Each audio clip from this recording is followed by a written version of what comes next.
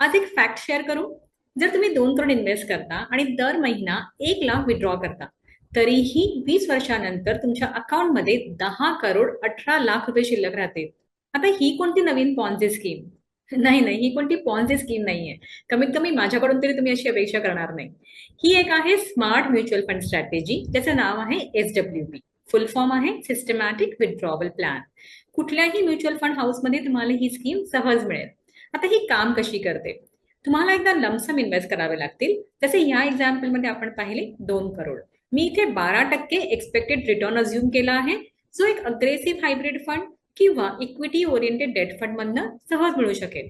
Investment duration जिकडे आहे 20 इयर्सची, आणि फायनल रिझल्ट तुम्ही पाहू शकता 10 करोड 18 लाख रुपयांचा कॉर्पस.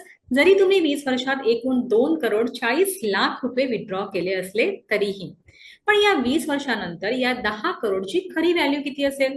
जर आपण 5% इन्फ्लेशनचा रेट कन्सिडर केला, म्हणजे महागाईचा रेट, तरीही आजच्या टर्म मध्ये याची व्हॅल्यू होऊन जाईल 3 करोड 84 लाख रुपये. तर आता तुम्ही तुमच्या लेवलवर डिसाईड करा की तुमचा रिटायरमेंट कॉर्पस किती असला पाहिजे. तुमची इन्व्हेस्टेबल अमाऊंट, एक्सपेक्टेड रिटर्न आणि टाइम ड्युरेशन प्रमाणे स्वतःचं कॅल्क्युलेशन करा आणि बघा की तुम्ही ऍक्टिव्ह वर्क लाईफ मधनं कधी रिटायर होऊ शकता. अशा प्रकारच्या स्मार्ट इन्व्हेस्टमेंट हॅकसाठी फॉलो जरूर करा. Thanks for your time.